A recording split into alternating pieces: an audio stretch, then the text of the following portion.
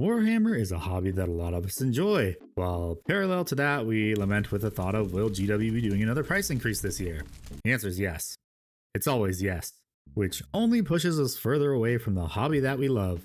Hopefully. We all enjoy this hobby for many different reasons, be it the lore, hobby, or gameplay, with all the epic stories told in the multitude of Black Library novels, or the miniatures we paint and play with in our free time. But at the same time, we also think, man, is this hobby expensive? And while there are ways to make it not as expensive, it's honestly a good question to ask, is this hobby really that expensive compared to others? Well then, let's talk about it. So welcome back everyone, it's me the Warhammer complainy guy, Revan/Handy, destroy all wallets, and maker of terrible financial decisions. Now today's video is going to be all about getting to the bottom of if Warhammer is really that expensive of a hobby compared to other hobbies that I participate in, or have at some point. Or I'm looking out from the corner of the room because GW's watching. With also a special appearance from my friend Ickbard to help fill in some of the areas I'm not too familiar with. So first, let me start with I'm excluding guns, cars, and motorcycles for obvious reasons. Cars and motorcycles because collecting them is way out of the wheelhouse of most, if not everyone, and guns because, yeah, YouTube. Also, I'm not including hobby supplies like glues, blades, and paints, but you can tack on maybe another $150. And I also can't wait for this video to probably do horribly in the YouTube algorithm, even though I've been cooking it up for a month. Yay. But first, let's obviously start with Warhammer, more specifically 40k, because if we go the Horus Heresy route, yeah, it's going to be even more expensive. One more thing, I'm also going with the standard of having a 2,000 point army for this. I also know it's cheaper to just play combat patrol and kill team, but that's not what I'm using as a baseline because then that wouldn't really be a fair comparison. So if we start with what I like to call the we ball route, which is buy everything for a 2,000 point army by itself, also not forgetting about the codex and rulebook, so add another $125 to that hypothetical total. On average, you can spend anywhere from $800 to $1,300 depending on the army. This is of course excluding custodies because cheapest army. Woo! The higher end is going to be things like horde armies / artificially inflated cost armies, so guard to some degree, sisters, tyrannids, and orcs. Also AdMech, even though it's not really a horde army, that's just GW. While the lower end is going to be things like knights, mechanized guard, custodies, or the many flavors of space marines. Then if we go the more logical route, the way everyone should start if they know which army they want, is to start with a combat patrol or a spearhead box if it's Sigmar. These go for about $170 now. Wow, I remember when these things were $100 to $120 back in 2019. With about 500 points or so per box, well, the new boxes. The old combat patrols were a bit all over the place in terms of points, since they were more so for actually starting to collect Warhammer, which is why everyone complains about how there's really no value in them anymore. Space Marines were the easiest to collect, but now with GW throwing in faction-specific characters into some of these boxes, that isn't really the case anymore. So you used to be able to buy 2 or 3 Space Marine combat patrols and a few faction-specific minis for a 2,000 point army for around, I would say about $400 to $600 depending on where you bought it from during 9th edition. But with the newer combat patrols, that isn't really possible anymore. This of course was also before GW increased the prices. The best way to do it now if you're a patient gamer is to wait till the holidays for the holiday boxes. These boxes usually have close to 1,000 points of miniatures in a box, but if we also combine multiple methods, so combat patrols and Christmas boxes, the price for an army, if you're patient enough, lowers to around $500 to $800 depending on the army, as opposed to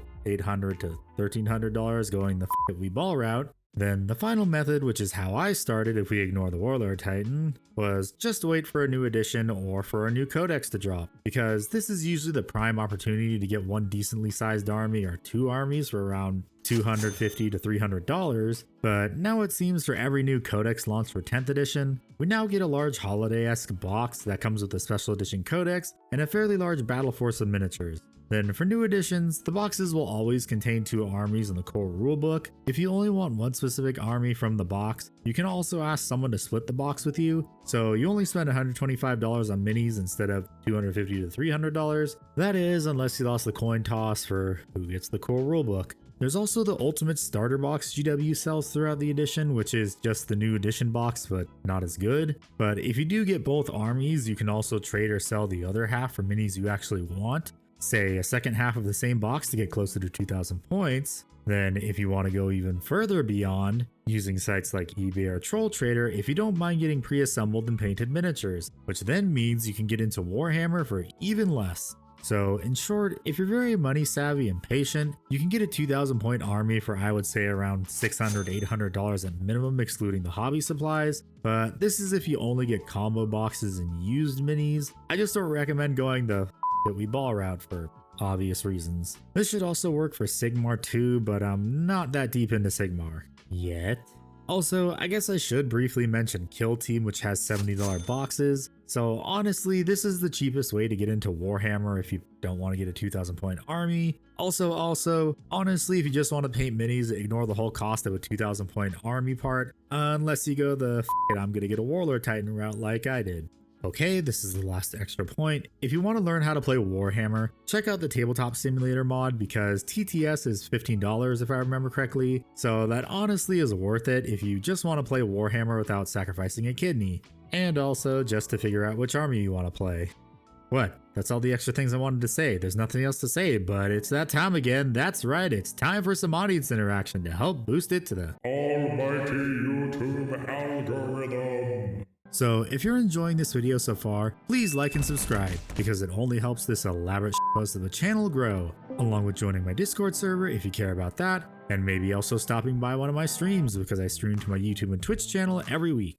But let me know in the comments down below, how do you save money on your hobbies? And also, if you're comfortable with it, what's the most you've ever spent on one of your hobbies? So now that the Warhammer section of the video is over, please don't leave, I worked really hard on this video. But let's go down the list of all the other hobbies I have and their cost. Man, this part's gonna suck. And if you've watched any of my other videos, I think you know where this is going. That's right, obviously I'm gonna start with model trains, my other TISM obsession. So the cost of model trains depends entirely on what scale you choose to collect. I'm gonna go out on a limb and say not everyone is gonna collect O scale or G scale for obvious reasons. So I'm going to go with the two most popular scales that I own, which is Ed scale and HO scale, along with O scale for the Euro bros, or in this case the T bros, since I recently learned O is mostly a UK thing. Now, if we exclude the cost of building a layout, because that can be thousands of dollars to construct, since you need to buy materials like scenery, wood for benchwork, track, roadbed, and buildings if you don't go the Snaptrack route. Because honestly, a small oval on a table works just fine if you want to get the minimum for a functioning hobby. The average cost of a good train set and end scale from Kato is $150 to $250. In these sets, you get everything you need: track, a locomotive, rolling stock, and a power pack. While HO scale is going to be a bit more expensive, because I don't recommend getting Bachmann starter sets unless you want to deal with the eventual mechanical problems. Speaking of problems, avoid Broadway Limited unless you know how to do decoder swaps. So instead, get a Kato basic oval track set for $170 and a locomotive of your choice. It can be brand new or used from eBay. So in total for HO scale, I would say probably around $400. Then for O, if I go off of Train World, a starter set is $250 for everything, including the track, locomotive, rolling stock, and power pack. But the actual cheapest way to get model trains is to go to model train shows. You can usually get a lot of model trains for cheap like I have, and man do I miss going to those shows. But depending on the scale you choose, model trains aren't that bad because they last a lifetime with proper care. I mean, look at this HON3K36. This bad boy was made in 1977 and it still runs like a champ. Just don't ask how much HON3 costs. It hurts. Also, fuck you, this is my scale, I ain't giving you my secrets. So depending on how deep you get into model trains, I would say the cost is about equal to Warhammer depending on the scale you choose. That is, if you just want a simple loot, because both can be a lifelong obsession, but let's be honest, in the long run, model trains are way more expensive than Warhammer. Now with the traintism out of my system, let's talk about a few other tabletop games briefly since I know this is going to be a long video. So let's start with Battletech. The cost of entry for Battletech is about $70 to $80, and add-ons go for about $25 to $40, and terrain, which is optional, but Hex Tech can be anywhere from $15 to $75 per terrain piece.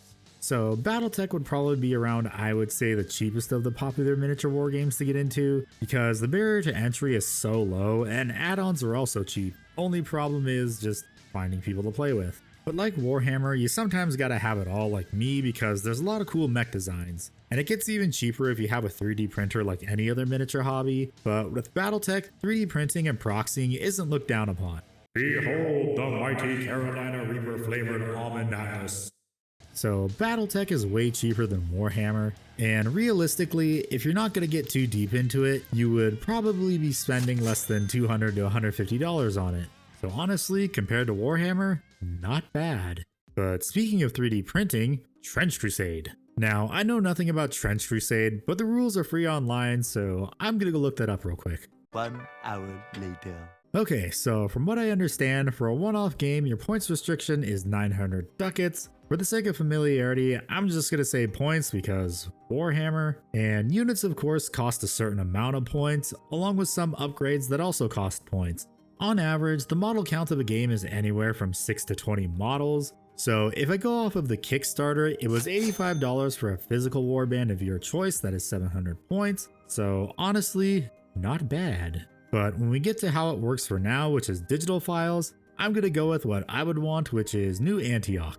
So a starter warband is $30 for the files, and I'm gonna add some extra guys because after looking at the points, this amounts to 425 points for a starter warband. You can also print as many of the ones that don't have limitations as you want, and because I'm extra as I'm just gonna add the other two heavy infantry models. So $50 total for every new Antioch unit currently in production, and finally $50 for the terrain set. So in total, $100 for the minis and terrain you can print on demand. Oh yeah, also add the $300 to $600 you would need for a good printer, but honestly if you use a 3D printer often enough it pays for itself in the long run, but hopefully you got a friend with a 3D printer. So yeah, Trench Crusade is honestly not as bad as Warhammer, it's on the same level as Battletech in my opinion. And I have no idea if Trench Crusade is eventually just going to sell the miniatures if you don't have a 3D printer, which they honestly probably will. But now because I know very little about Dungeons & Dragons and nothing about Magic the Gathering, here's my good friend and co-host on my live streams, Ickbard. Hello lads and ladies, it's Ickbard, and while Warhammer 40k may be expensive, let me show you how crazy the prices for Wizards of the Coast are. Wizards of the Coast have two major IPs, those being Magic the Gathering and Dungeons & Dragons, which are a financial rising tide for the otherwise failing parent company Hasbro. When it comes to the prices for playing, let's start with D&D. You need at bare minimum the player's handbook, which will have the rules for players to create their characters, and also to explain the core rules and concepts on how to play. A singular book runs between $45 to $60 USD, and you'll usually need multiple books because sharing a singular one is quite the hassle, let me tell you. Beyond that, it's recommended to get the DMG or Dungeon Master's Guide and the Monster Manual, which are the same price, but only the DM really needs these books, as they're comprehensive rules and data sheets for them.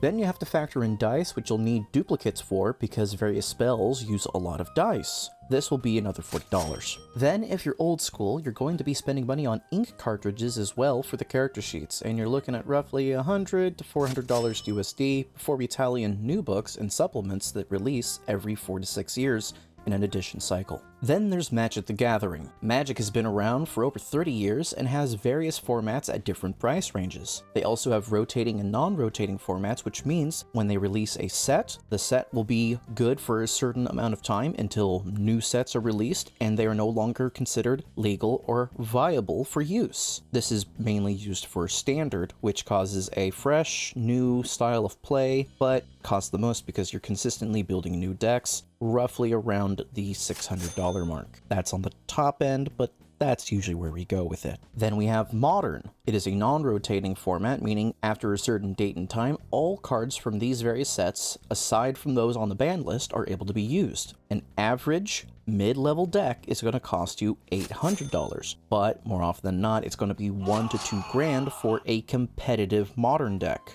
Modern decks are genuinely worth the price of a used car. A video made by the professor from Tolarian Community College showed the prices of what an average Modern deck would be and compared it to his collection of board games. A link will be down below. Then there are the vintage players. They are a minority of the minority, but a consistent small nucleus of Magic the Gathering players. They're playing with cards that are so old, they have not been reprinted, and are implied to have a high scarcity of value due to that reason. That cost on average goes to about $40,000 per deck. Now let's talk about Commander. Commander is a 100 card singleton, which means unless it is a basic land or a card says you can run X number of this card in your deck, such as the 7 Dwarves, you can only run 1 card of each kind in your Commander deck. Commander decks go from several $1,000s, because people like to buy special edition cards to personalize and customize their decks, to $100 to even $50, called budget play. The range is wide, but in general, Magic decks will cost more than your average Warhammer army, and due to it being cardstock,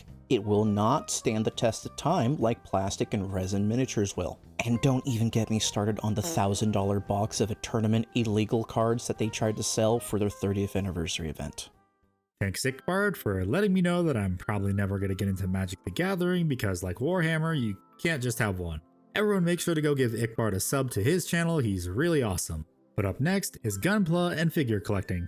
And my god, is this a long video. Gunpla, I would say, is going to be way cheaper unless you're a hardcore Gundam fan. I've seen some people's collections and holy shit, I thought I was bad. But depending on the grade of Gunpla, the amount of money you spend is peanuts compared to Warhammer if you just want to collect casually. The kit level everyone's probably going to start with is going to be high grade, which is $15 to $25, and the most expensive kits, master grades, being $125 or more, which honestly isn't that bad compared to Warhammer. Plus, you don't really need to paint them or glue them because Japan knows how to make amazing models that don't cost a kidney or require you to sacrifice your firstborn child. I also still have to make a video about Gunpla as soon as I build my first Gunpla, the High Gog, so keep an eye out. Also yes, I'm gonna get Gundam Assemble whenever the hell that comes out.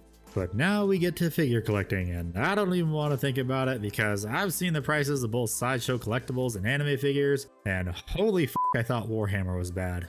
Also because I have some too. I really wanted to get the Sideshow collectibles Batman that goes with my tumbler, and I said f*** that, it's almost as expensive as the tumbler itself. Then for anime figures, they can get expensive because they rarely do reissues, or it takes years to reissue them, along with the prices getting increased due to tariffs now. So I'm a huge fan of the Godzilla series, and as a Godzilla enjoyer, it hurts my soul when I see the price of an SH Monster Arts Kiryu, the best Mechagodzilla, fight me, because it only gets reissued every 4 to 5 years, and there are only so many of them made. And also don't forget about the special color versions, like DESTROYAH! Not proud of what I had to pay for it, but it's my favorite Godzilla kaiju. And they're probably never gonna do a reissue of these, just the normal DESTROYAH! Then there's also import fees if you want a specific figure you can only get in Japan. Although Big Bad Toy Store does help a bit. And yes, I pre-ordered the new 70th anniversary special edition Burning Godzilla to go with my DESTROYAH! This next section is going to be brief because this video is the longest one I've made to date. And I've not given two shits about Yu-Gi-Oh! And neither should you because Konami. But when I played Yu-Gi-Oh! I remember having to build a new deck every few months because Konami says f you since I played at local tournaments. I do, however, remember the pain of ripping packs and buying singles that could go for upwards of $200 until it gets a reprint, aka Dragosack and Big Eye, so building a deck you wanted to play got expensive fast. Good thing I usually picked Anti-Meta, Rest in Pepperoni's Kaiser Coliseum, Bujins, and Monarchs. Then after Yu-Gi-Oh! Is Pokemon, which is just turned into physical NFTs now because scalpers ruin everything, so I honestly have no idea how to play it, and frankly, I don't think most of us do anyways. Because, pretty pictures. So in short, when comparing Warhammer to other hobbies, it honestly isn't as expensive as others in the long run like model trains, Magic the Gathering,